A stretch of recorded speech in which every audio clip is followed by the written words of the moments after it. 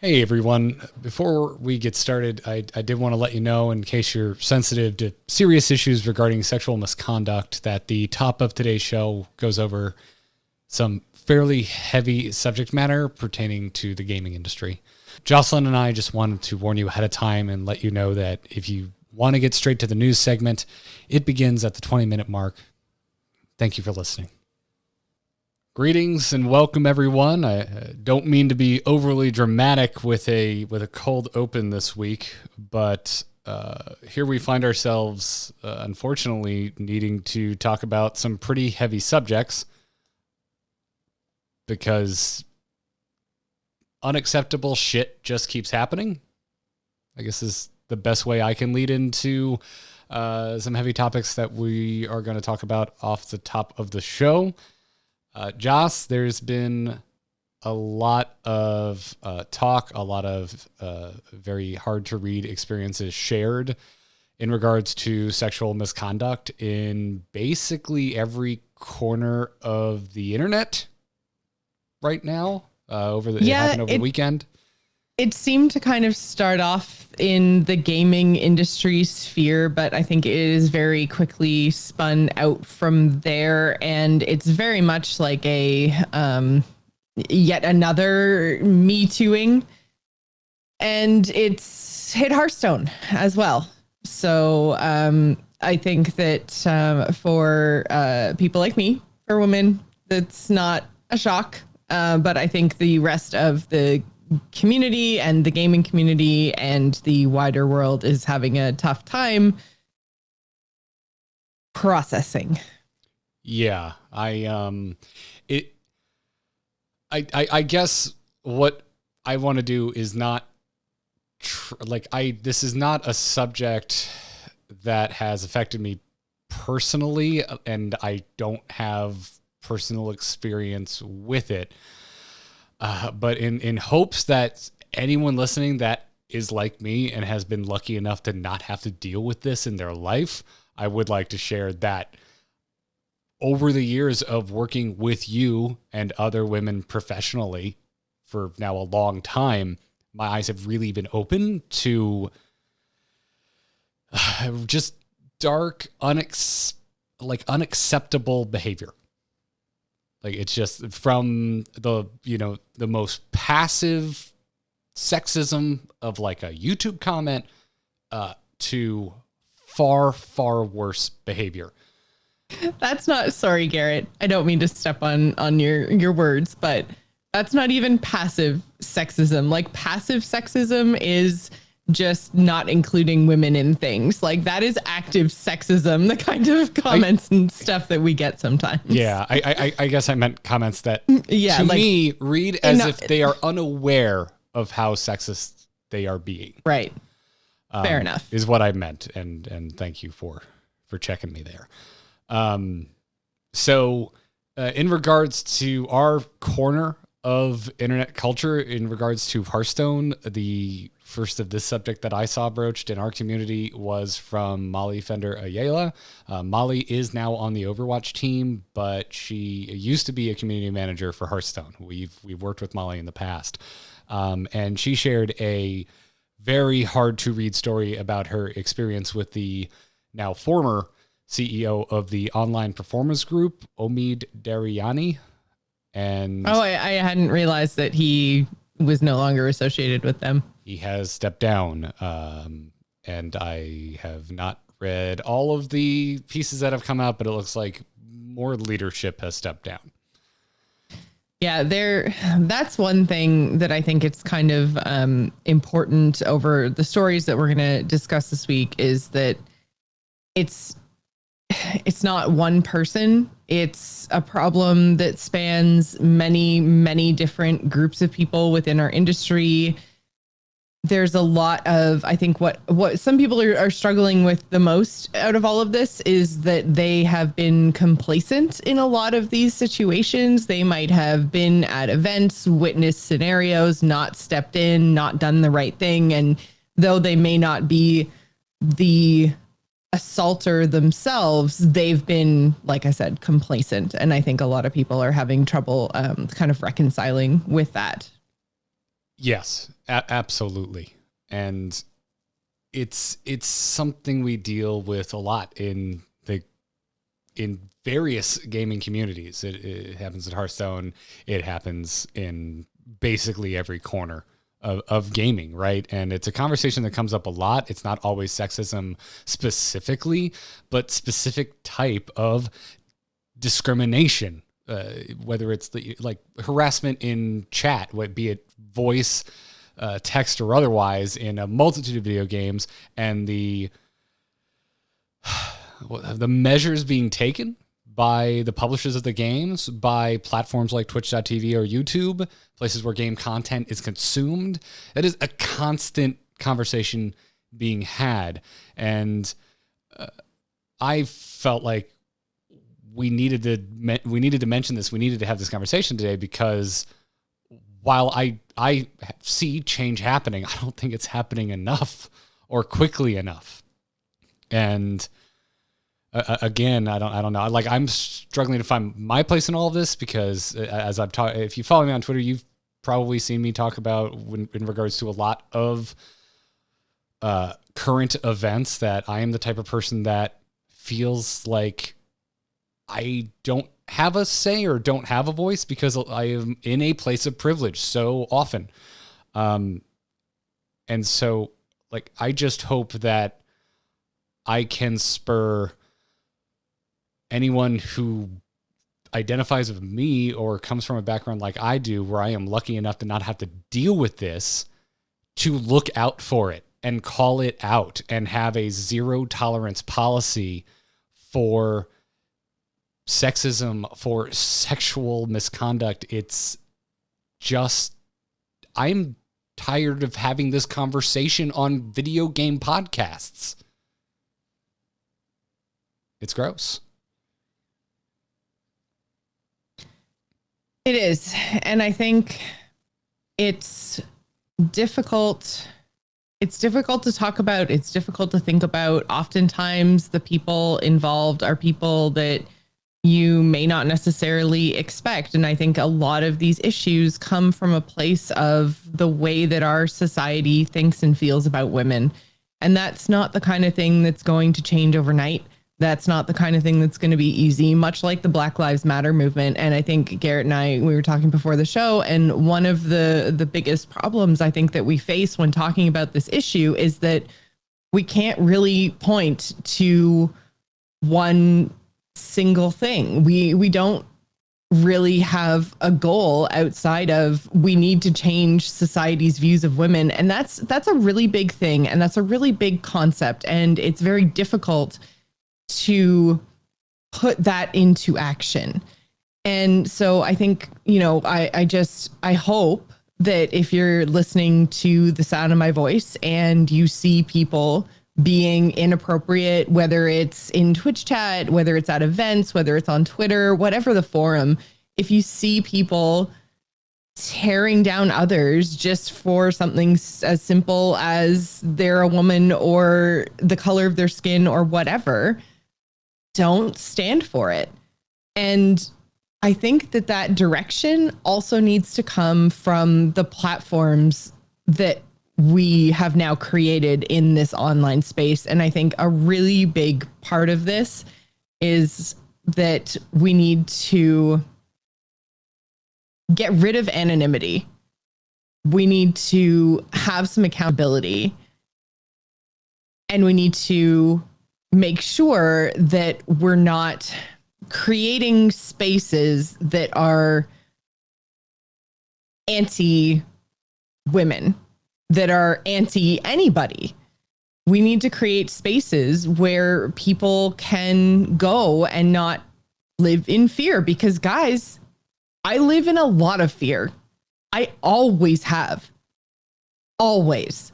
And I think that we've spoken about this topic on the show before, and I've shared some of my experiences in the past, but it goes all the way back to when I was a kid. Like, this isn't something that just started. And I think that that's hard for a lot of people to hear and grapple with, but it's about time we did something about it.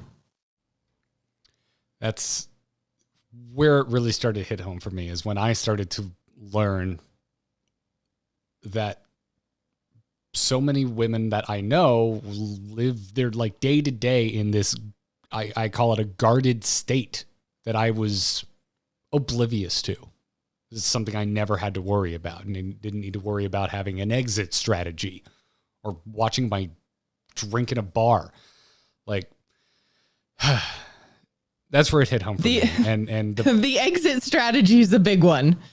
The how do I get out of this room or situation is a big one that a lot of people just don't realize, that as a vulnerable person, you are constantly on guard, even in your own home, even with your friends, even in small gatherings. It never stops. It happens when I go to the grocery store.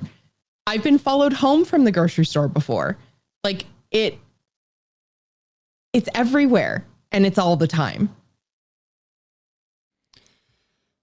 Yeah. So it's not the type, I have no idea how to ever cap off conversations like this, because it's so heavy, and unfortunately it keeps coming up. So if you're curious about what else we're talking about, we are going to inform you now of stories and allegations that have been popping up in the Hearthstone community. Then we're going to move forward and have a semblance of a normal Angry Chicken episode. And so if you've been in the dark, you're wondering what the heck we are talking about. Allegations have been brought forward against Purple. And Maz's absence from Battlegrounds Brawl has been a big topic of speculation that has been being discussed, I would say, under the spotlight. Would you say that's a fair way to describe how this has been being talked about? Yeah, I think that's fair. I think that it's kind of a failing on Blizzard's part in this case, because removing Amaz from the Battlegrounds Brawl with no explanation has left it open to speculation, which has therefore, brought forward, the allegations against him and the Archon team. And I think that while it's good that these accusations and allegations have been brought forward and brought to light and these stories are being heard, I think it's really unfortunate that we don't actually know what's going on in this case, or if that has anything to do at all with his removal from the brawl yesterday. So we can speculate, and we can say that timing wise, the allegations came out over the weekend. Amaz tweeted out that he basically was having a bad day. I can't remember the exact wording of the tweet, but and that was yesterday. And then, he was absent from the brawl and back to normal streaming today. So there has been basically no reporting outside of Reddit doing its Reddit thing and compiling the information that is available, mostly on Twitter. And outside of that, we don't really know what is going on. So there are, like I say, kind of allegations surrounding Archon under Amaz's leadership. And beyond that, like, you guys can go and find that information. It's all on Reddit. So yeah. And it's like so much of it is speculative. And I'm with you that so much of this is left.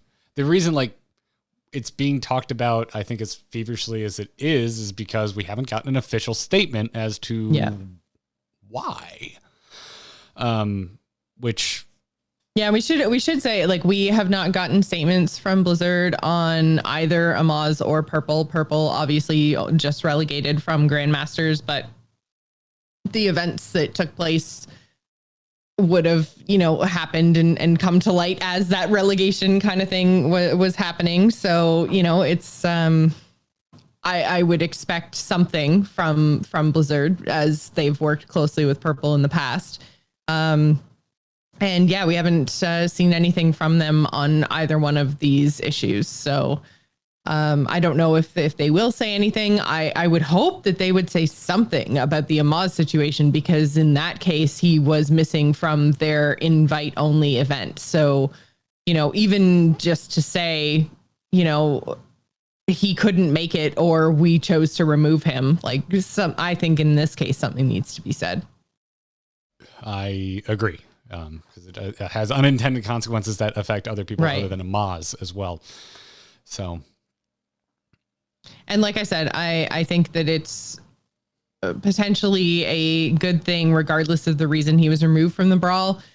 Because I know personally there are you can't follow the entire internet. I'll put it that way. And there are a lot of these things that I would not have been made aware of had it not been for his removal from the brawl, because there are so many stories being shared right now that it's very, very, very difficult to keep up with it all, and not to mention exhausting.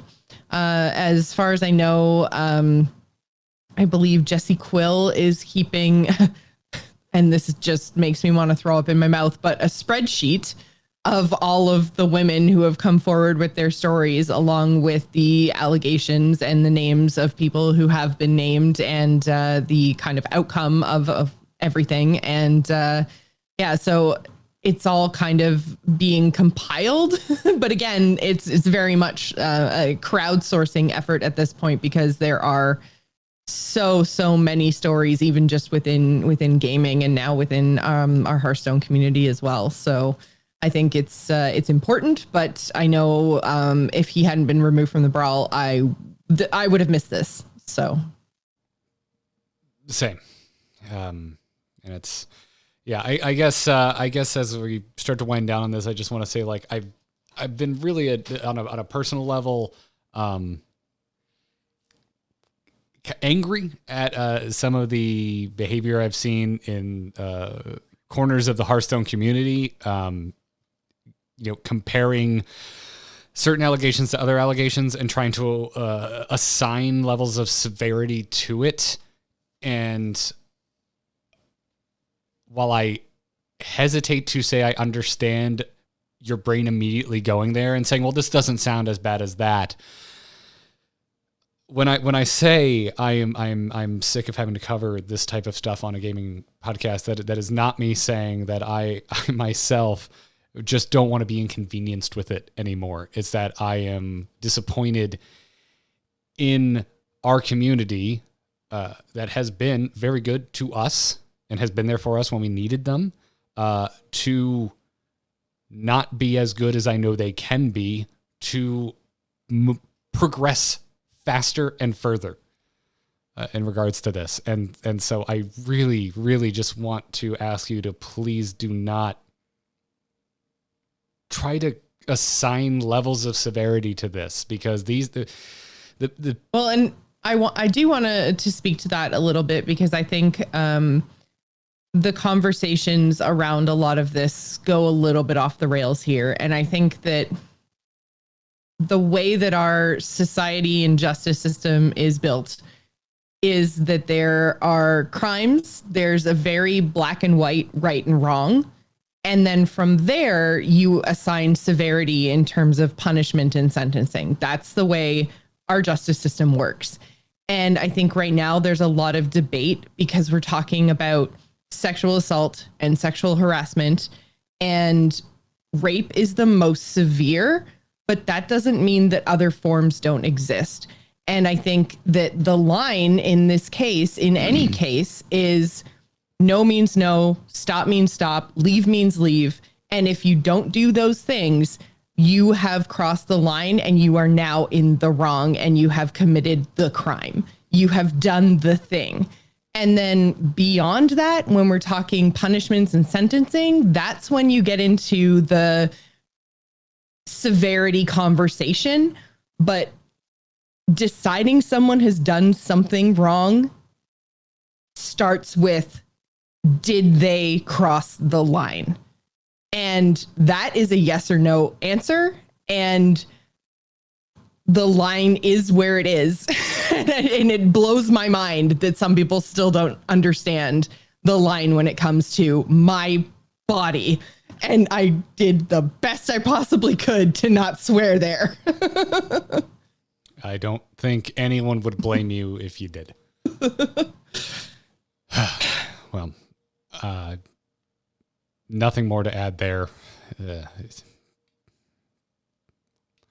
Listen to Jocelyn, everybody, please. That's really all I'm going to ask. So, with all of this in mind, I guess it's time to hit a bumper which will completely undercut and not mix with the severity of the discussion that we just had. Good news, everyone!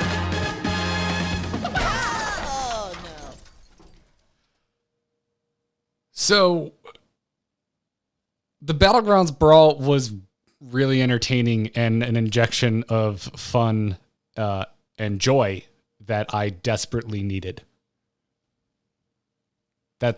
I can agree to that. I like the format that they've taken now that they have moved things to an online only format, in that I really enjoyed the individual streamers being able to like stream their views, have their commentary, and then have their views kind of highlighted on the Play Hearthstone Twitch channel, by the way, which I absolutely loved.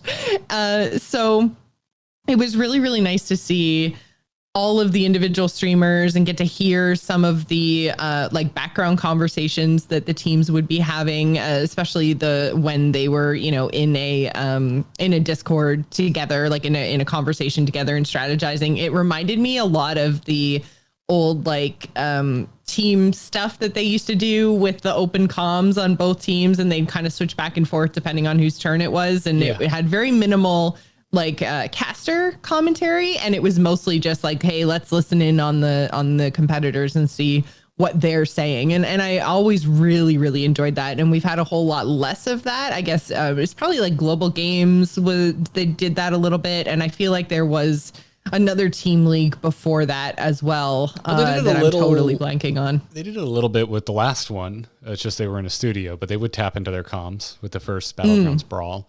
It reminded me a lot of... I'm just saying, it's a style I really, really enjoy. I'm really struggling to pull the name from my brain of the Twitch series where the players all stream, and then Twitch will have a studio. Twitch Rivals? Twitch Rivals, there we go. Because that was the first ever Apex Legends thing that they ever did, and I've watched a ton of PUBG. They've done a Sea of Thieves one too. Yeah. Which is my current jam, man. Yeah, I know.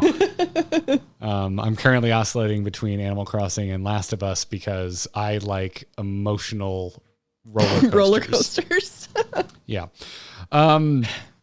So where was I going with this? Yeah, whatever the case is, I liked it. I thought they did a pretty damn good job with the production. Few too many breaks for my liking, but you need them. It's going to happen. It's live produced stuff. What are you going to do? And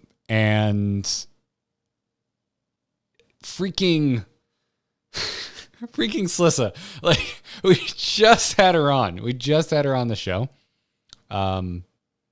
She'll be back again next week, by the way. Hell yes. All right, cool. Because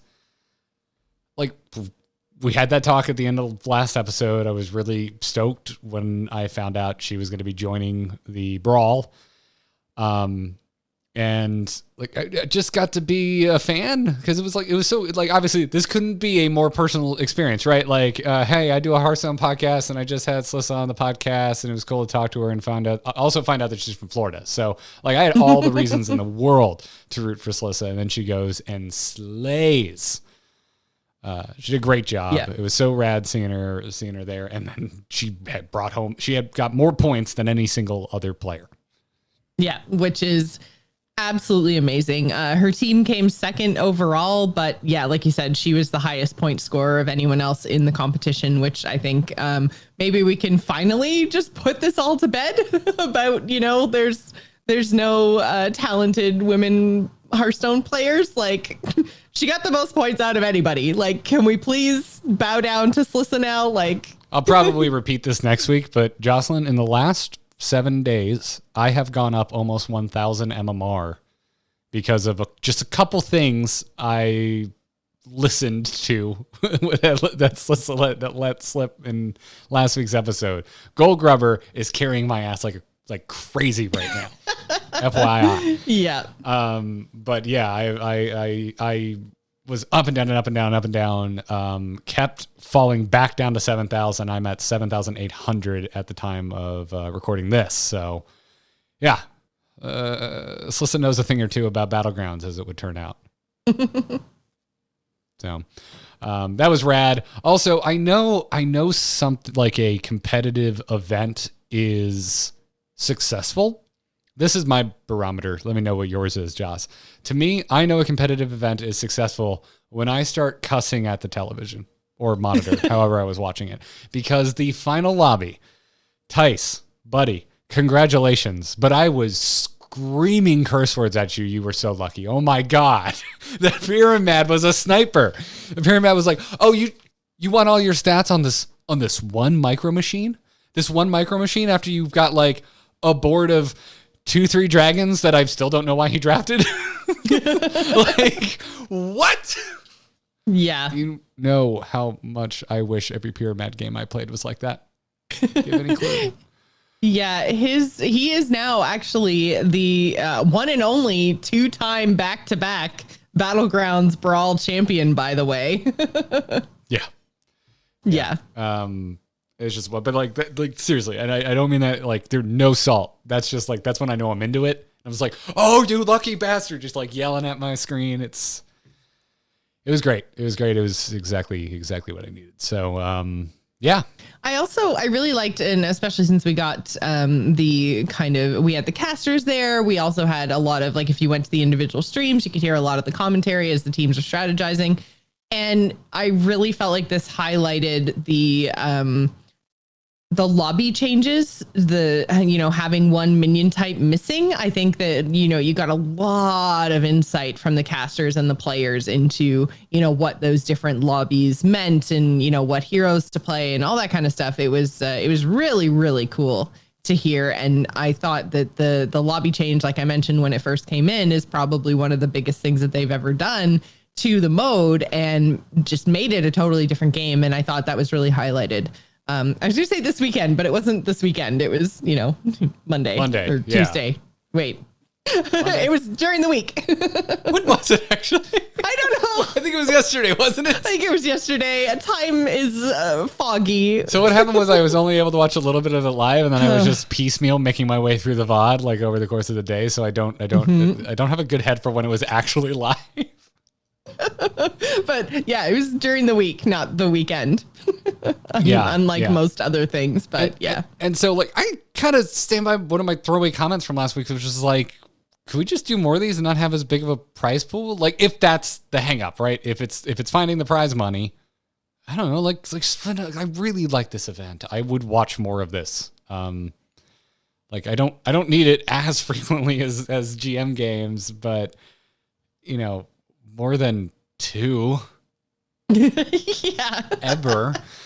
There's got to be some happy medium there, right? Mm-hmm. Yeah, there does. So congrats to the Foxtail freebooters, but the South Sea Swashbucklers won with heart, in my opinion. So anyways, before we dig deeper into this episode, like Eudora there, I made it. I made it a Hearthstone reference, everybody.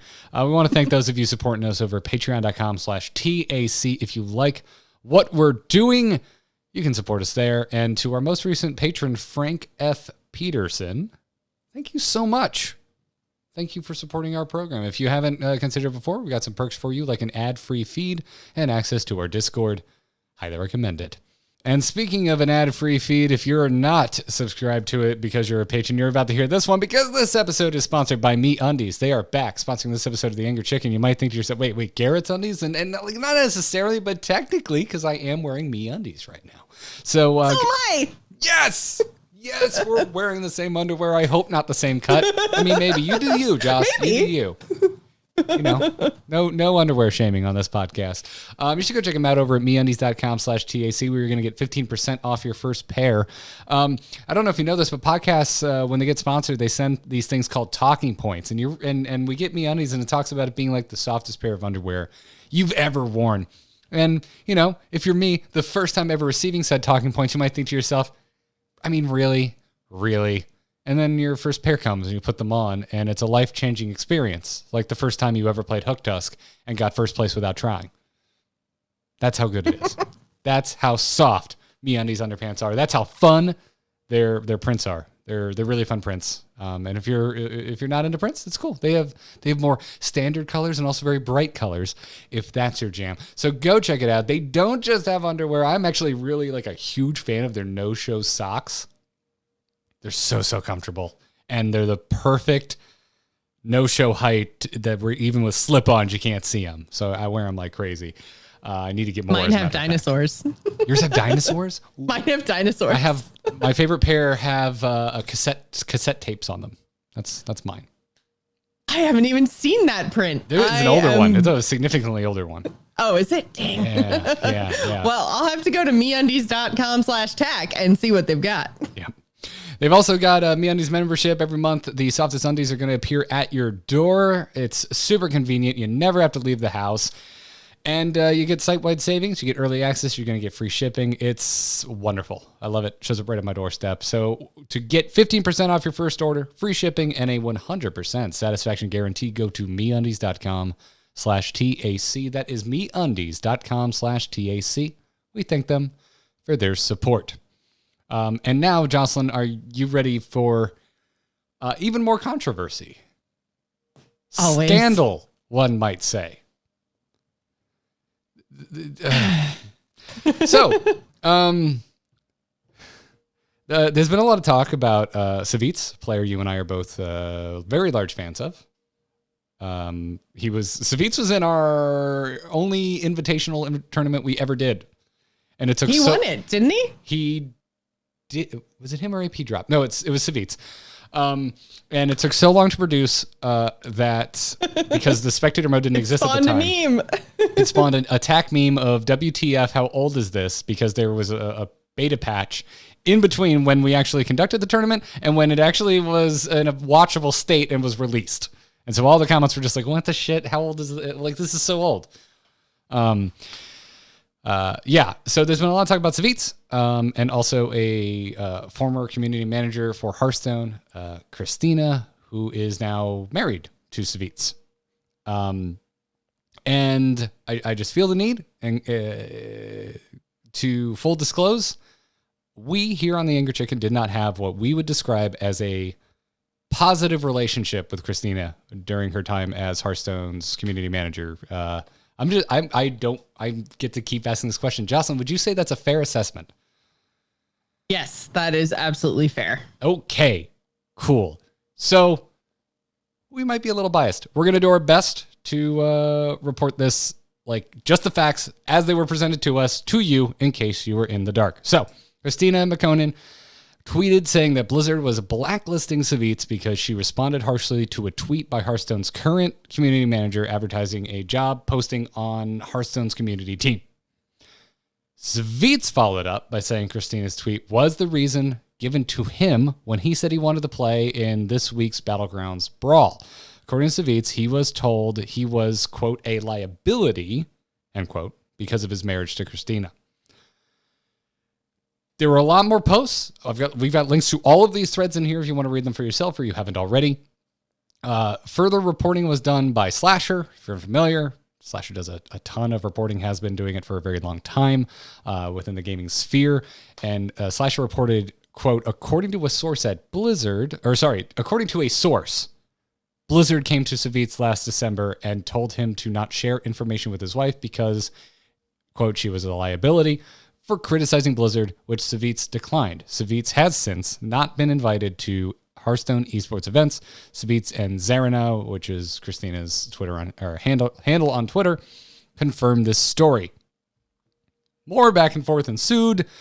And then Tim Rizzo, just a few hours ago, as of recording this podcast, Tim Rizzo from Inven Global received a statement from Blizzard saying, quote, Savitz was not excluded from yesterday's Battlegrounds Brawl event due to his relationship or any type of blacklist. We didn't consider him for it didn't consider him for it due to a discussion where he did not agree to our request for confidentiality. We reveal unreleased information at our events, so it's important to us to have agreements in place with all partners that prevent the sharing of that info with anyone who isn't approved to receive it, including friends and family. This is a team policy, not an individual's decision. We strive to support and treat fairly all our partners, content creators, streamers, boilerplate stuff at the end there. To which Christina then replied saying that entire statement was a lie. And so this continues. Yes, and I think it's important to note that it is a developing situation, that Savitz had also tweeted last night that he had spoken to a representative from the Blizzard community team who had essentially extended an olive branch, which seems to have been rejected by Christina this morning because she didn't like the statement sent to Tim. My interpretation of these events seems like both sides seem to be splitting hairs a little bit around the kind of definition of confidentiality and an NDA. I don't think that Savitz is wrong saying no NDA was ever offered to him, but I also don't think that Blizzard is wrong saying that Savitz refused their request for confidentiality.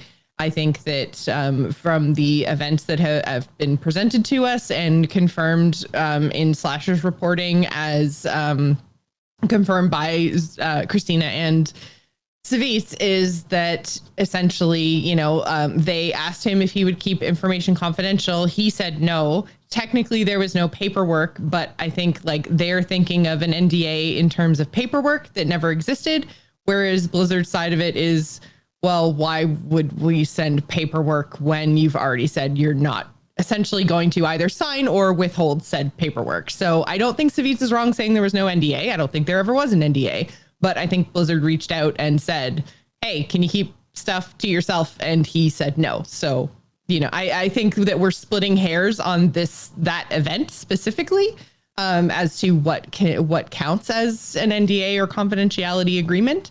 And I think that's why this is I don't think these two sides are ever going to kind of see eye to eye on this.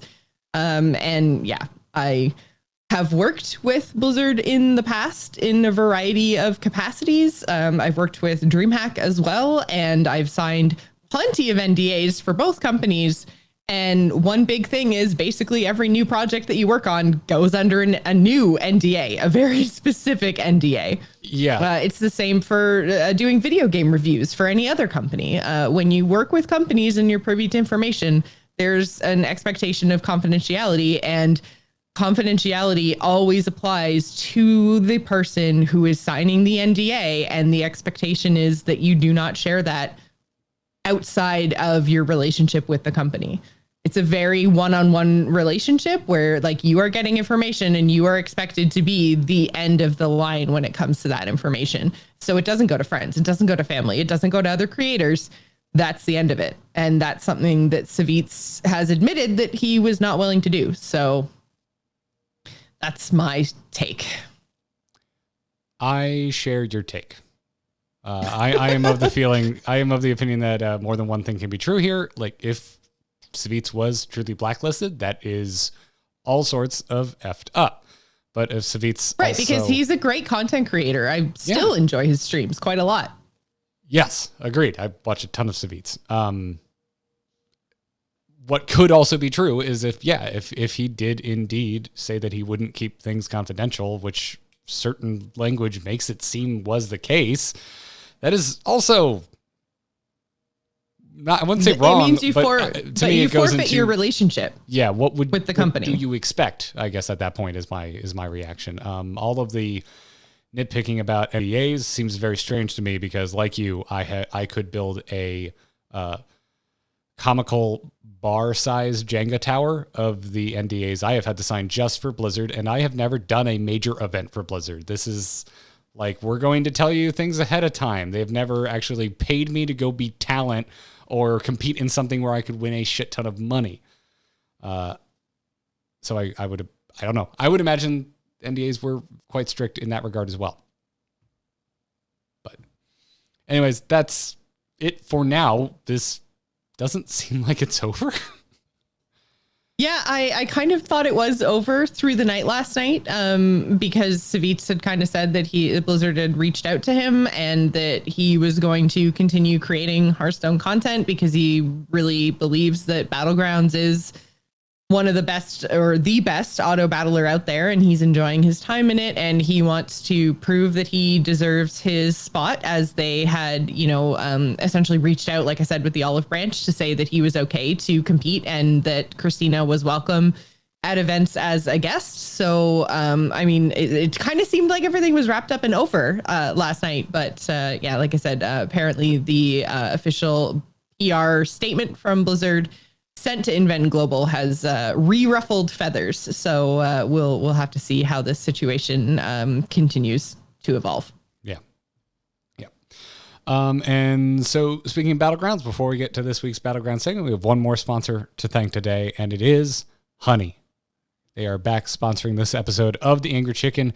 You can get Honey. It's a browser extension that saves you money for free at joinhoney.com/TAC. I would imagine if you are listening to this, you are internet savvy, you enjoy video games, you most likely shop online. Why pay more for things than you have to? And if you don't want to pay more than you have to, why spend an absurd amount of time Googling for coupon codes? Honey, that is the worst experience.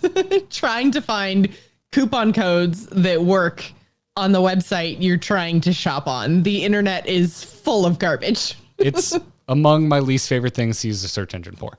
Yeah. It is up there for certain. And Honey just does it for you. You just shop like normal. You go to check out, and Honey will just be like, hey, I found you some money you could save. Would you like to save money? And you would go, of course. Of course I would like to save some money.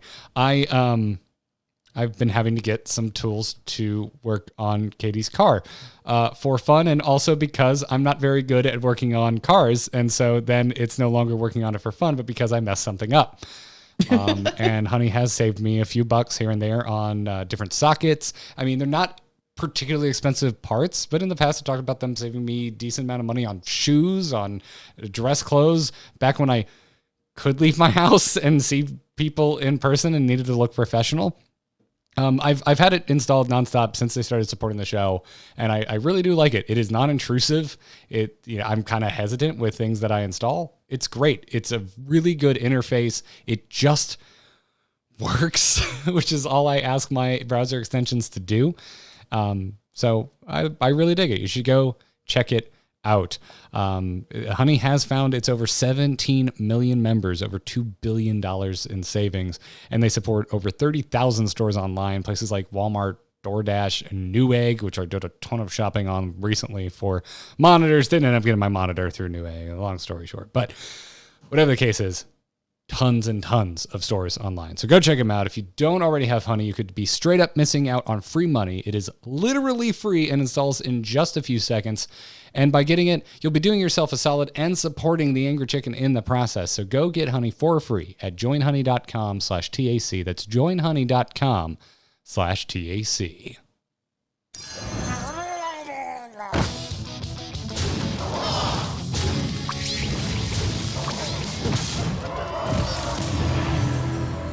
Have a good battle, friend. It's time to talk Battlegrounds, Jocelyn. It's time to talk about actually playing the game.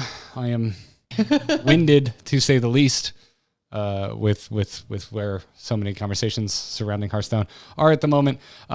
So let's do what we came here to do, which is talk about playing Hearthstone. I did something different this week. You did? I don't know why I did a call and response with you there. So on our YouTube channel, we now put up shorter segments of single topics that happen on the show. And we've been working with an editor to visually embellish them and make them just a better content for the YouTube platform. You can still get the full uncut VOD if that's what you want over at youtube.com/amove2. It's a numerical 2, by the way. Don't spell it out. But the regular A move, we've got clips. And so I've been having fun wading into YouTube a little bit more. And because of the fact that we now have an editor adding visual elements to our clips, I've been trying my best to record like damn near every game of Hearthstone I play, just in case something interesting happens, just in case I actually get a actual visual representation of an example that we give on this show.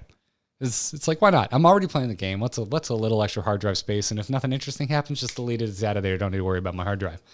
And I did that. And one of the questions I got, this is such a long setup for this. I'm so sorry, folks. I know. Like you're just going and going and going. I'm just going and going and going the and going. destination, but Garrett's taken a long time to get there. We are on the scenic route, you guys. Long story short, I played a game that was a perfect example of when not to just tavern tier up blindly at the normal pace. And that's a question I've been getting a lot. And so I just did a quick commentary track over it. It's up on youtube.com/AMoveTV right now that you can go.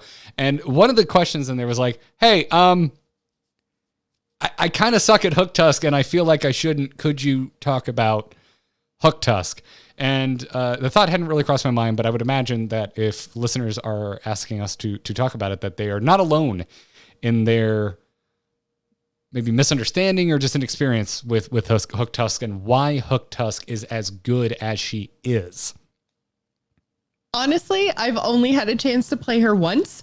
And I am really curious about this because I kind of have a vague idea of how you're supposed to play her based on, comments I've heard around the community about sticking at tier or lower tiers for longer. And, but I don't really know how she works. So I'm really looking forward to this because I feel like it's the first time in quite a long time that I get to, play the Hearthstone noob again. Yeah. Well, I guess I'm looking forward to let you play that role again.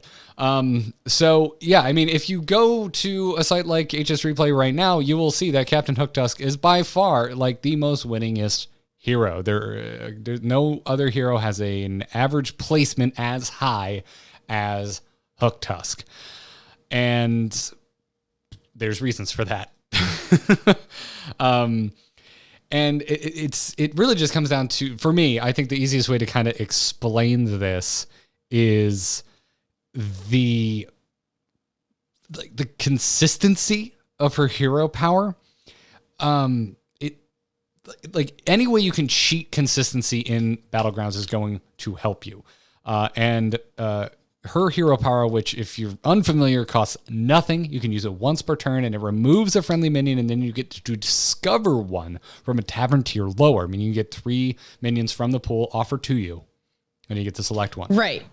And then, so that's fine for all minions except tier 1 minions, which I think is where the consistency part comes in, is that when you remove a tier 1 minion, because there is no tier 0, it just replaces, or it gives you a discover of another tier 1 minion. So you that's the only case where you can guarantee the same tier, right? Well, you're definitely you guarantee the tier every time, because if you use it on a 4 tier, you're gonna get a 3 tier. Use it on a 3 tier, you're gonna get a 2 tier. I know, but I mean, you can guarantee the same tier, so you get rid of a 1 and gotcha. You get a 1. Yeah, it's the only time. That will ever happen is when you use it on a tier 1 minion. And so, right. I guess my answer to yours, your mention of the tier 1 thing is a consistent thing, is just like yes and more yes, because it also helps you find specific minions you're looking for at other higher tiers, as long as you have a minion you don't care about from the tier above the minion you're actually looking for. And I will explain. Don't worry. Okay. So much easier. I think I'm getting it, but cool. Maybe not. Cool. And so it might surprise you that like if you want to improve your average placement on Hooktusk and you look at statistics, she actually, except for one very big exception, levels up at the same speed everyone else does. So the general speed at which you tavern tier up in Battlegrounds, and this is very general, I'm talking in broad strokes. If you've never wrapped your head around this before and you're just looking to improve your game, this is one way you can do it, is tavern up to tier 2 on turn 2. You count turns. The deck tracker will do it for you. Right. I literally used to write which turn I was on in a notepad doc that was open while I played Battlegrounds before deck tracker started telling me what turn I was on, because that's how important it is to count turns. And or you will also probably notice if you're leveling at the speed about like how much gold you have versus how much it costs to tavern up and if you can buy a minion or not. And that's where this basic leveling strategy comes from. You tavern to 2 on turn 2, you tavern to 3 on turn 5 because you'll have just enough gold to buy a minion and tavern up as long as you leveled to 2 on 2. If you did it later, you're going to mess this up because it discounts every turn. You tavern to 4 on 7 because, again, you have just enough gold to buy 1 minion and tavern up.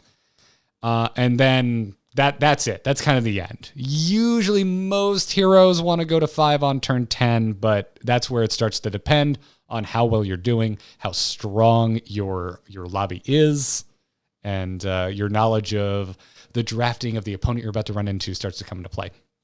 But for Captain Hooktusk, you're actually going to, by a noticeable margin, improve your chances at higher placement if you tavern up to tier 2 on turn 3, and just a little bit more than on turn 2 on turn 4.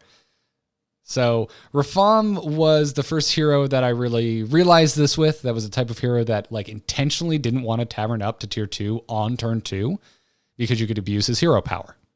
And just right, and we talked about this a couple weeks ago. I think just about how much we enjoy them. I think it was when pirates were announced. How much we enjoy them, like messing with the economy and the accepted way that the game works, and making you think in a different way instead of just kind of auto leveling your tiers. Yes, yeah, absolutely. But after that, Hooktusk has the best results leveling to 3 on 5, leveling to 4 on 7. Like that's your standard like rule of thumb guide for leveling in Battlegrounds. So the thing that happens, the reason this becomes so powerful, and the reason like the guaranteeing of like manipulating your tier 1 minions works so well, is really displayed when we look at the compositions that work very well for Hooktusk. At the moment, this is post-patch from last week where Sorless has been moved up to tier 2. Big Demons and Murlocs are essentially tied for how well they work. Big Demons has better overall placement distribution, but Murlocs, as is their history, has a high chance of getting first place. They tend to drop off after that. But and before that, it was Sorlisk. When Hooktusk hit, Sorlisk was the number 1 composition for Hooktusk. And like, why? You ask yourself, well, what's the common denominator here? And it is key pieces of these comps are tier 1 minions. For Big Demons, you need your pink dude that grows, whose name Wrathweaver. You need your Wrathweaver. Pink growing dude. Pink growing dude. You just made fun of me for once. And for Murlocs, well, you need Murlocs. And before Sorlisk moved to tier 2, Sorlisk was a tier 1 unit. So you could just find multiple Sorlisks really easy, or find a super early golden Sorlisk by abusing your ability to get rid of a tier 1 minion and discover another tier 1 minion. And the most obvious way that all of this functions is using your hero power on a token. And so on like turn 1, it is such a high roll on Hooktusk to get a token offered to you. Doesn't matter if it's the Murloc or the cat. You can buy either, and then you can use your hero power on the token and discover another tier 1 minion. You could find another token generator and have 3 minions on board on turn 1. Or you could do the other thing, which is, what is the main thing you are sacrificing when you start the game with a token minion? You're sacrificing health. You're sacrificing stats, unless you're Pyramid. Right. I was like, I feel like this is a trick question and I should know the answer to it, but I'm not really sure. So I'm just going to let Garrett tell me. Yeah, but okay. Yeah. So, right. Okay. So you're sacrificing health because your tokens are just that. They're tokens. They're little 1/1s. So they tend to die to everything. So you buy a token, and the positive thing that you get is a potential, head start on your economy. But if you have a token, it means you're probably going to take some early game damage. So that's the trade-off. I was more thinking minion health, but Yes. Well, yeah, but you know, the reason you want minion health is because you don't want them to die because you don't want to take face damage, right? Exactly. And so like it's rad to find another token generator and have 3 minions on board at turn 1. But you know what also is nice is they like have a 2/1 Murloc. It spawns to 1/1. You re-roll that 1/1. You find yourself a 2/3. So now you've you've got a 2/3 and a 2/1 on turn 1. So you have stats galore for an early start. And you can do it again on turn 2 because you're going to have exactly 4 gold. So you can buy a minion and you can, oh wait, the hero power costs nothing. So it doesn't matter. The cost of the hero power is irrelevant. But you get a roll out of it. So you can use that roll and find something good. So like that's that's the early game abuse of Hooktusk's hero power, is just being able to re-roll. And it's also on the bad side of things. Say you get like those nightmare rolls on turn 1. You're just like, Micro Machine and a 2/1 Divine. These are just the worst. Well, buy it and discover, and you have a decent chance of finding a minion you actually want to start the game with. So little again with that consistency. But after that, it's just about like you can just assemble your composition early. You know, if you're going big demons, if you're going Murlocs, you can lock in those low tier minions very, very early. And then later on in the game, the hero power is still very good. Even if you're completely done chasing tier 1 minions, you can still have a higher chance on average to find other tier minions that you're looking for. So in terms of chasing tier 1 minions, how long do you do that? Is one turn long enough? Like, so not taverning up on turn 2? Well, or do you want to stick with that for, 4, 5, 6 turns? Like how long do you want to stick in that tier 1, tier 2 area? Because if you tavern up to 2 and you buy tier 2 minions, then you're still discovering tier 1 minions, right? So you've got kind of like 2 sources of tier 1 minions. So how long do you stay there? I think that's the big misconception a lot of folks have about Hooktusk, is that you really don't need to game the tavern system. You should tavern up, except for to turn 2 or tier 2. You should tavern up at the normal speed.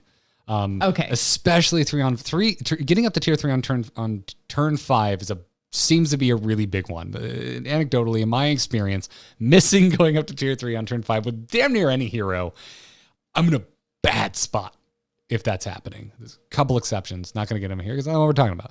But yeah. Well, because the further you get behind in tavern tier, just in battlegrounds in general, then the less minions from that tier you're going to get to pick from. That's why some of the heroes that have the ability to, sneak a roll in when other heroes wouldn't potentially, they have the best shot of getting something awesome because no one's picked from that tier yet.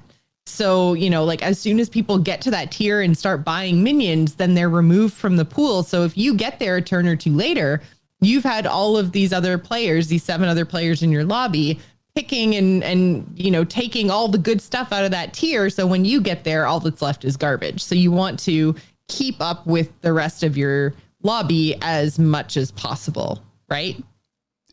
Good general rule of thumb, yes. Okay. And if you're interested in when you should break that rule, watch my commentary video. Watch Garrett's video, right? Yes. I think you covered everything there pretty damn well. I think the other reason that like staying on a low tier for longer on Hooktusk is like a misconception is because if you're still chasing tier 1 minions, it doesn't matter if you're on tier 1 or 2. Right, because they'll still show up, which is like my Battlegrounds experience is level up to 5 and get an entire tavern full of 1s and 2s. And it goes beyond that too. It's you're going to start the game with so many more tier 1 minions than anyone else other than Rafam, that you're just going to have fodder tier 1 minions to be just sacking with your hero power through any turn you want as you're leveling up. Your hero power costs 0. You look at when to hero power graph on Hooktusk on HS Replay. Every turn is the answer. Literally every turn. So it's if you really are chasing those tier 1 minions, you're going to find so many in the early game. You're really not going to need to game the tier system to accomplish it. You're always going to be chances for you to get kind of unlucky, and maybe it's the right call, but I would not recommend it because, as you pointed out, tier 2 still yields a tier 1 with your hero power. And there's any of these, there's most likely minions are going to be cycling. With Murlocs, especially even into the mid game, you might be cycling the token units to just abuse your hero power even more. With demons, like obviously you're gonna be cycling what the hell is it called? Fiendish Servant. Like, probably not going to stick around. Like unless you just goldened into it and found a gold grubber very quickly. Yeah, maybe you'll keep that Fiendish Servant around a little longer. But you're not going to reroll your Wrathweaver because that's what you're looking for. You're looking to get that board of Wrathweavers, maybe even a golden, and then be cycling demons through to just grow the Wrathweaver. But the Fiendish Servant is absolutely expendable. And you might end up with. So is there like a list that you can give people of the kind of key minions and maybe the ones that you want to grab and cycle through that if they end up staying on your board, like Fiendish Servant early on, that's kind of okay? Like, what should we be aiming for as like an end board state as Hooktusk with these demons? Well, it can go beyond demons. It depends on the composition, really. But like Murlocs, what an end Murloc composition looks like. We all do. Probably doesn't have a Cold Light Seer because you're probably throwing those back. That's usually when I transition out. Like if I am becoming what I hate and drafting Murlocs on Hooktusk, I pretty quickly move out of re-rolling tier 1 minions because at a certain point it's like, I got a couple golden Murlocs from tier 1. I'm good. I need Cold Light Seers. Give me that Cold Light Seer. So I start re-rolling tier 4 minions to find the Cold Light Seers. Right. For demons, you're really you're looking for the Wrathweaver, and you're like the perfect storm is disposable demons. Fiendish Servant. Vulgar Homunculus, you can start losing a lot of health. Sometimes I was going to say, yeah, that's the one I was thinking of because the way the Wrathweaver works is when you play a demon, your hero takes a point of damage, right? So you don't want to take the damage from the Homunculus on top of the damage from the Wrathweaver because very quickly it's going to get out of control. Exactly. Also, Deck Swabby is just kind of bonkers for Hooktusk, like whether you're going demons, Murlocs, whatever, Deck Swabby doesn't synergize with any of that junk, but it's still a tier 1 minion that you can just buy that has an upside when you deploy it of discounting the cost of your tavern tier. Right. Will tier up, and then you just re-roll it to find what you are looking for. Like it's a good like backup strategy. Obviously, if it's early game, you got the board space, just tokens. Like it's free value. Why not? Well, not quote unquote free, but why not take it, right? So, yeah, you can be kind of fast and loose with it. Murlocs, I don't know, get Murlocs.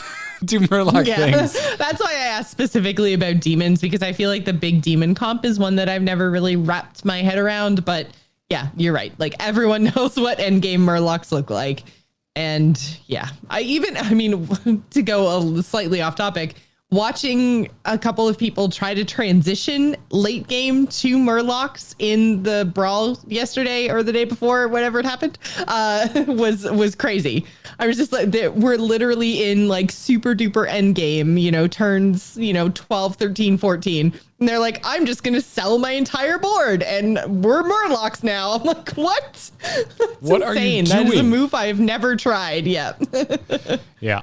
Trying to show the compositions here. It's not quite teed up, and I've made it worse for the video. I was trying to figure out what you were doing, but I figured I'd just keep talking. I'm very sorry. I have royally messed this up. So we're just gonna mess with that. Don't pay no attention to the graphics behind the graphics. Everybody, pay no attention. There we go. Wonderful. Right. Perfect. Jeez. Definitely, I've definitely podcasted before. But yeah, consistency in your composition, especially with powerful compositions that the backbone of which are built on low tier minions. That is where Hooktusk shines. I've had an amazing Macaw game with Hooktusk because I was able to find extra Macaws. I don't chase it, but like I find one. And it's like, okay, cool. All right. Well, I could probably find a bomb to help me through this, and worked my way into like a golden bomb. So that I'm just throwing bombs like crazy. That's kind of how I stitch together my mid game with Macaw comp until I'm finding like, Goldrin and whatnot. But you can, it's a lot, like, I've pulled out the Macaw comp a couple times now over the past week, and it's tough to get a gold Macaw. It's a very contested composition right now. You know who ups their chances? Hooktusk, because you can discover tier 3 minions. So you have a slightly higher chance of finding that like last damn Macaw that you needed. So there's kind of ways to make Hooktusk work for like every composition, but you can see your strength in the ones that are really working for Hooktusk. So your Big Demon, your Murlocs, and until the nerf, Soralisk. And it's all about these early game composition and abusing your hero power to give you the best chances at finding the pieces that you need to assemble your skeleton as you move into the mid to late game. So fair enough. Murlocs are gross. Murlocs are really gross. If I get off to an even remotely okay Murloc start on Hooktusk, it is so you're so much better at consistently finding things like Bran. Even like you get the late game, and you discover I literally discovered into a Megasaur, played it, got poisonous, got rid of it with the hero power, discovered a Bran. And then rolled into a Cold Light Seer. So I was like, okay, I guess I'm just going to run away with this game. And yeah, that's pretty gross. I really and truly feel like the launch of Battlegrounds was also the launch of Garrett Luck 2.0. It doesn't mean what it used to mean, folks. Garrett Luck is good luck now. No longer sarcastic. Yeah. Yeah. It is now literal. Hashtag literal Garrett Luck is what I would like to start. Literal luck. Trending. Literal luck. Literal G luck. That would spell like Gluck. That would be weird. Let's not go with that. But yeah. Oh, and like I know I've already sang its praises today, but Gold Grubber is amazing with Hooktusk because next to Eudora, and this is one of the most consistent heroes for finding multiple golden minions because you just have a slightly higher than average chance of actually completing your triples. So consider. And I think I said last week, like triples, I feel like in games where I'm stuck on a whole bunch of doubles, everybody else gets way far ahead of me when I'm not able to find the triples. So it makes sense that Eudora and Hooktusk, both with their ability to get golden minions and play them for the Discover, would be at the top of Battlegrounds right now. Yep. So, go play some Hooktusk as if that would, like, why would I say something so bold and yet so brave? So brave yet so controversial. I'm messing up the meme. Go me. It's fine. Sorry. I'm so sorry. Yeah, it's solid. It's solid. I completed talking about like when to roll on high tier minions too. I completed my demon comp by rolling on some rando 6-star that I didn't need and found myself a Mal'Ganis. Like sometimes it helps you like start and it helps you put a cap on things sometimes. It's just super. So she's just good the entire game, basically. There is a reason Hooktusk is number 1. Yeah.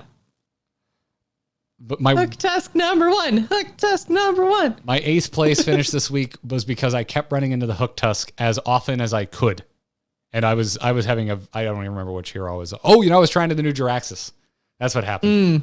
And by the way, new Jiraxis, amazing. I had a bad experience, but New Jiraxis is top 6. Right under Rafam.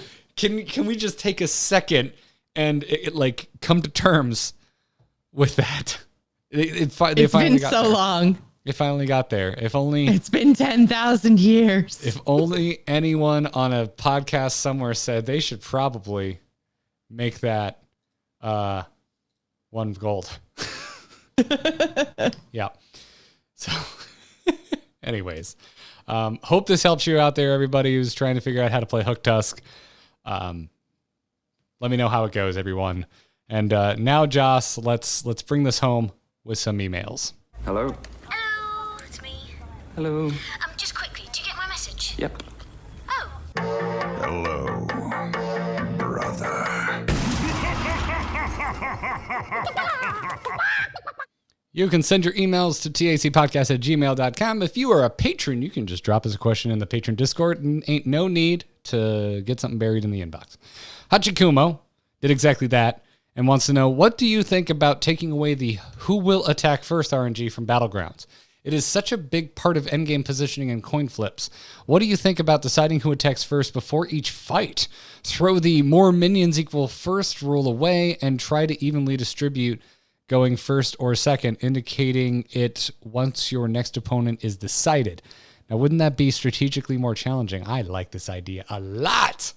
A lot. I mean, I'm not as hot on the throw the who has more minions equal goes first, but like it's a little bit of player control that's kind of nice is having the, like, knowing, okay, I've got a board of, 5 or 6 or 7 or whatever. I'm fairly confident I'm going to go first.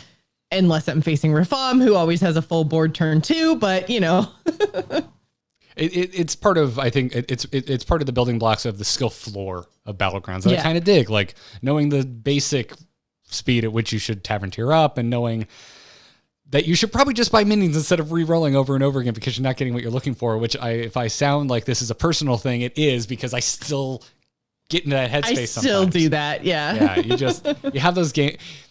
I call it Battlegrounds entitlement, where you go, no, I deserve this minion. I got owned by this exact hero with this exact comp last game, and now I'm going to try and force it, and then I'm going to say that the game is RNG bullshit when I die, when in reality, I bought 2 fewer minions than I could have, and could have just kept myself alive through raw stats. Yeah. And I like the idea of, because obviously you've got the, leaderboard, or I think they have an official Hearthstone name for it, but all the characters in the lobby on the left-hand side. And the player that you're going to play against kind of pops out. They refer to it as a leaderboard.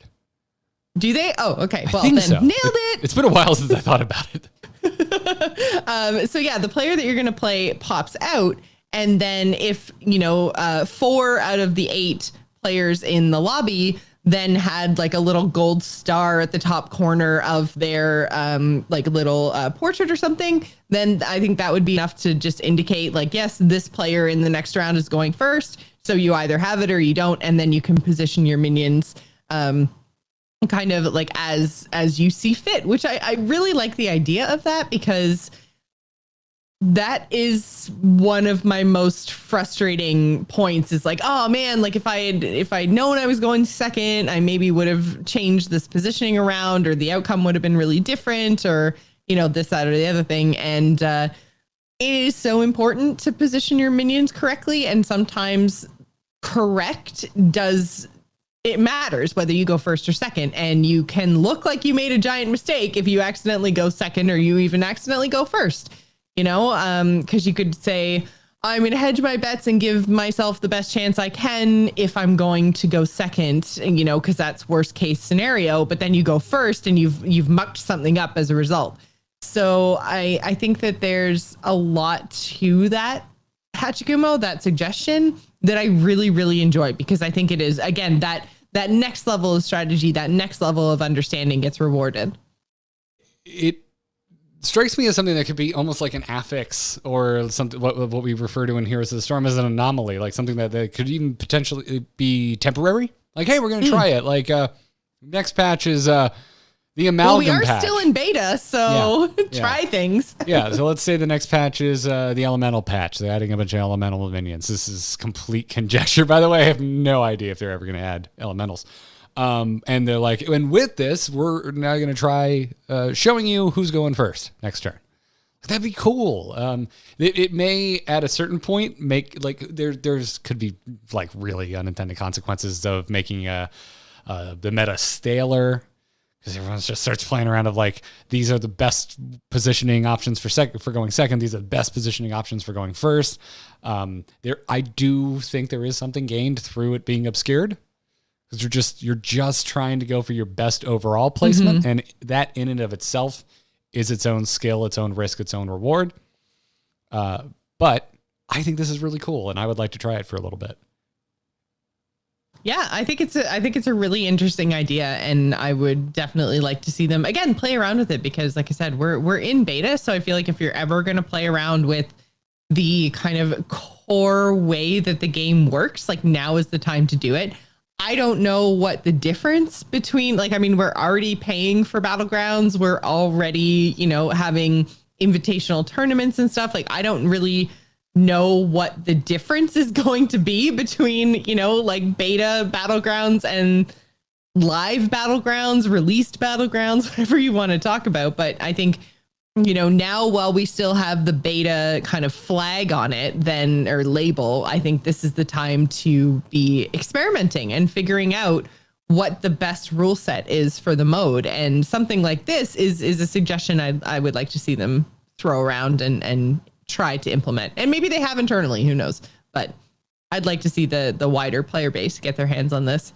Because you're right, I definitely share your concerns, Garrett, about how it could potentially make things easier or like a staler, because again, you decide like, okay, for this hero with this comp, first, second, late game, mid game, like there's a whole bunch of things that can get figured out, and obscuring it makes it so that you just have to make the best educated decision you can, whereas that decision becomes, okay, I know this thing, therefore I do that thing.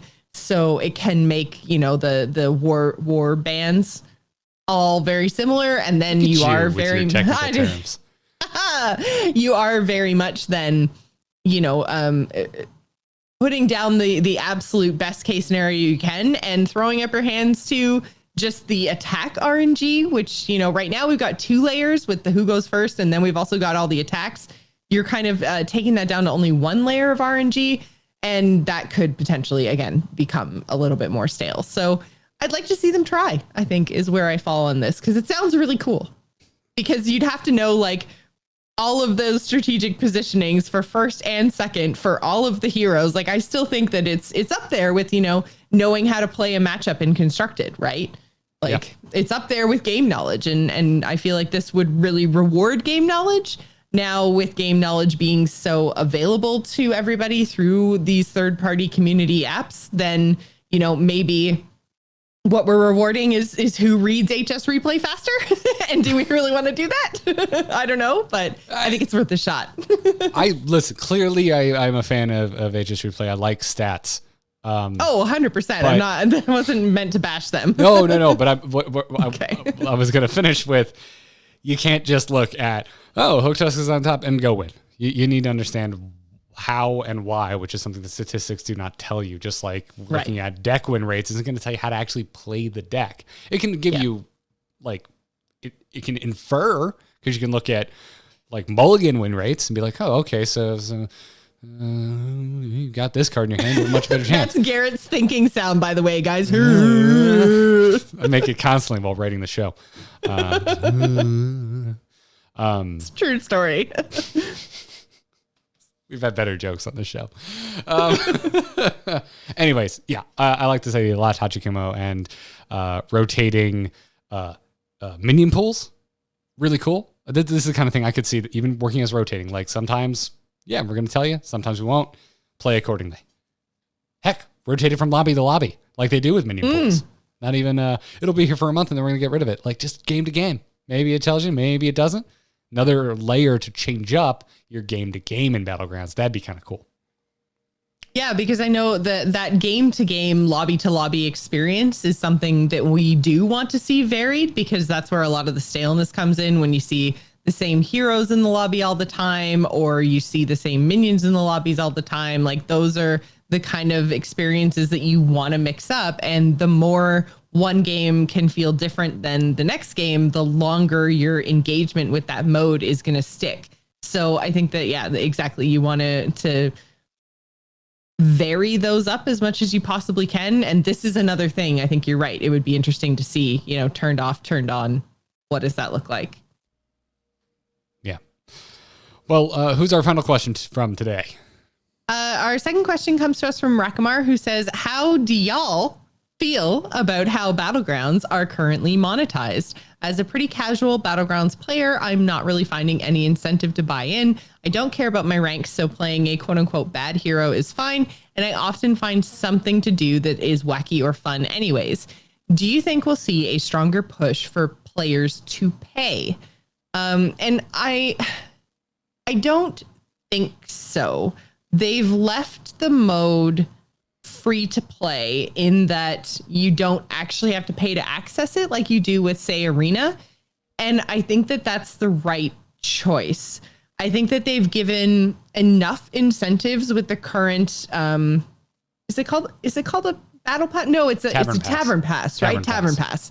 Sorry, I saw a post on Reddit a few days ago that was about, making a battle pass for Hearthstone, and I threw up in my mouth and then I moved on, but that's why it's in my head. Can we get loot boxes out of Heroes of the Storm while we're throwing up in our mouth about extremely dated monetization decisions?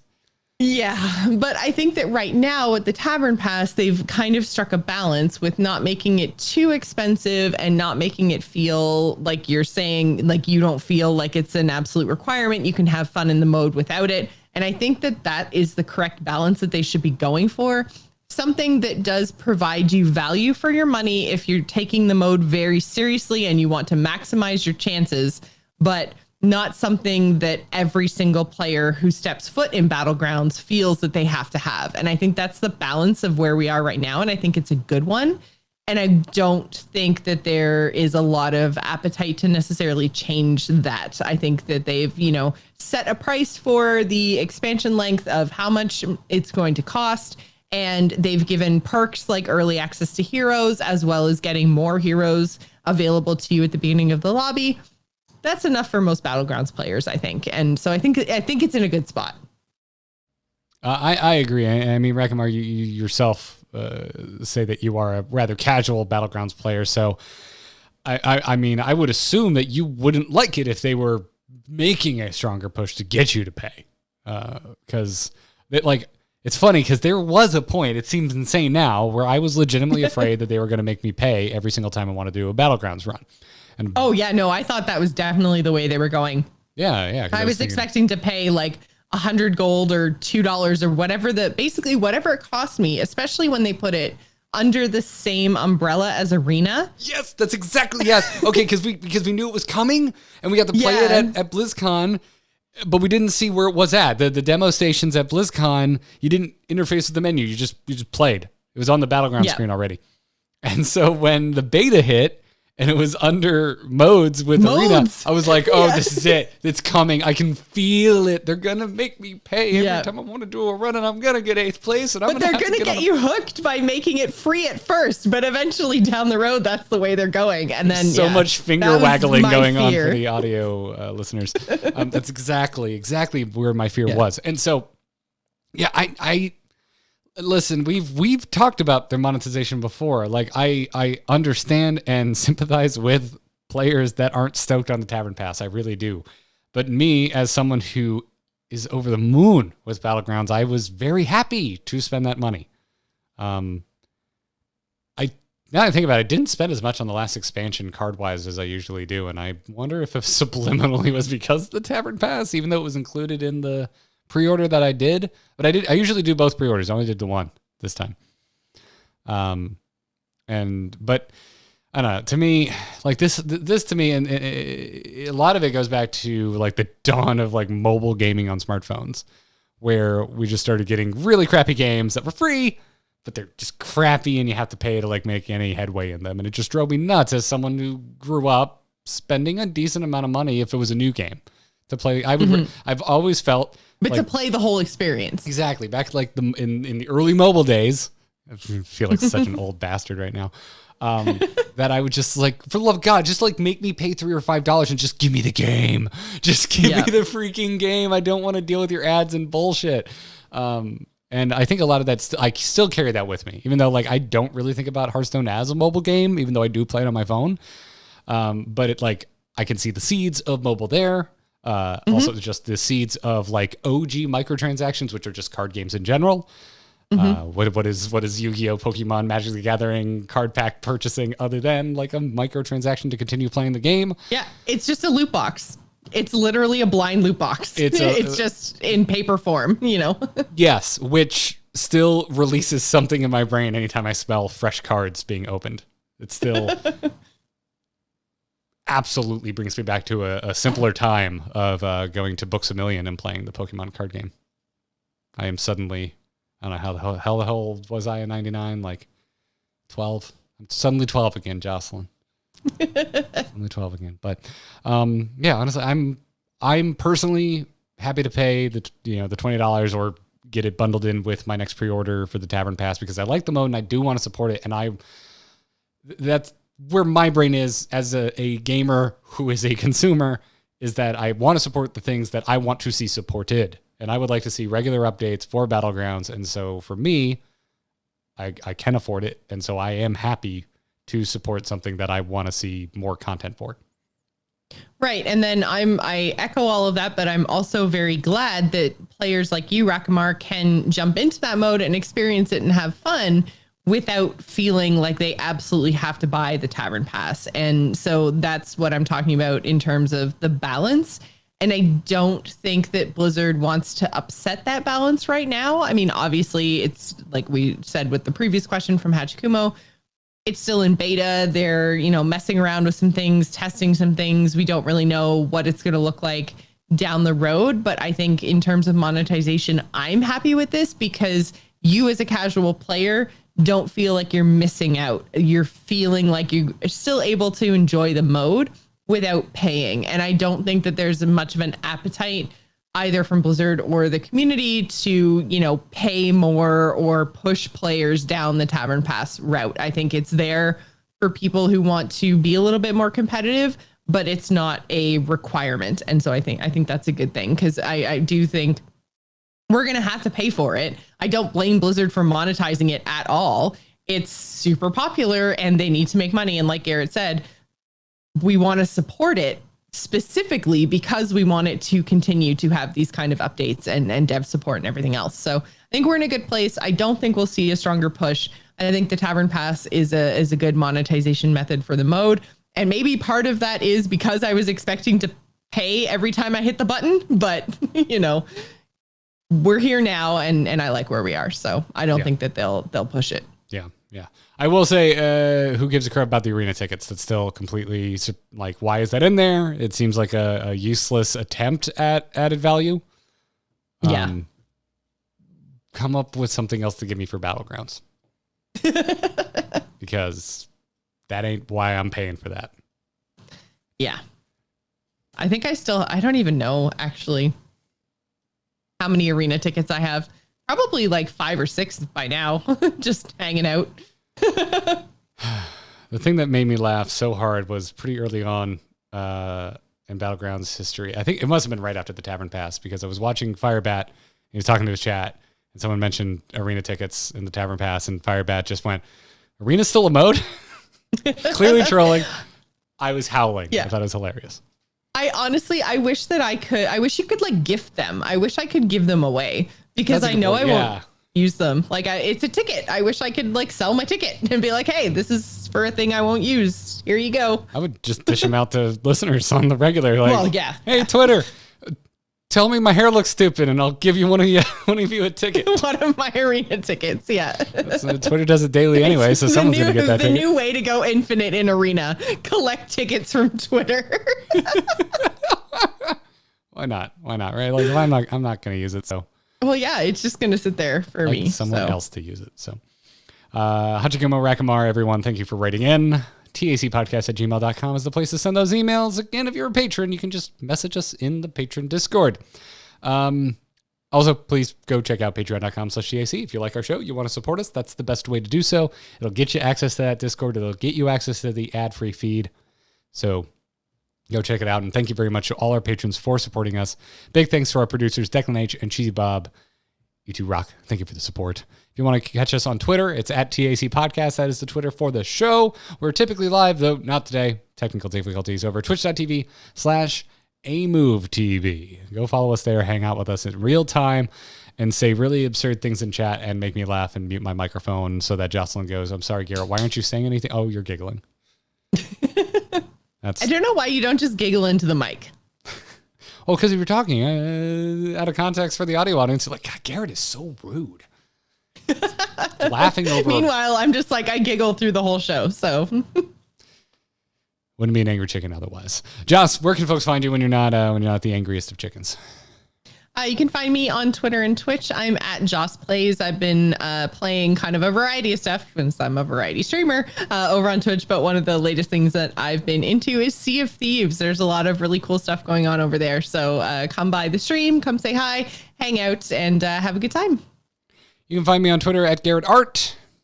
amove.tv for all of the podcasts. Going to be a big Into the Nexus this week as May from Overwatch is joining Heroes of the Storm, as well as she looks so cool. As well as an anomaly. No pun intended. I'm actually terrified of. Great job there. I see what you did. I see what you unintentionally did.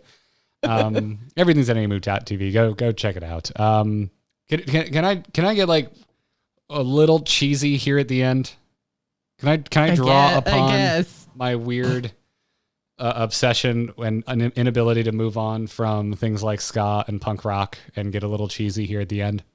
Okay. I was thinking like, how the hell do I? It's been a roller coaster of a few weeks. Just I think for anyone anywhere, regardless of where you live, and I think we've all been having to confront things that are not easy for us to confront. And so I was thinking like, how the hell do I even sign shows off at this point? And I just want to say in regards to our in addition to our regular outro, that just be good to each other. Stand up for your friends, stand up for your family, but more importantly, stand up for people you don't know. Stand up for strangers. And this is going to be a cheesy tie-in to my undying love of live music. When I was young, a community that meant a lot to me and helped me through hard times was the local punk scene in Florida. Yes, we have culture. I know it's hard to believe, but we have culture in Florida. And in the mosh pit, if someone fell down, you helped them back up. It didn't matter if you knew them. It didn't matter if they just accidentally kicked you in the face. They're having fun. You're having fun. You know what you're getting into. Help each other up. And that's what I want to leave you with. This is a cheesy thing I think of that helps me when things are difficult for me to comprehend. And I hope if it wasn't too cheesy for you, it'll help you too. So be good to each other out there, everybody. And until next time, job's done. Job's done.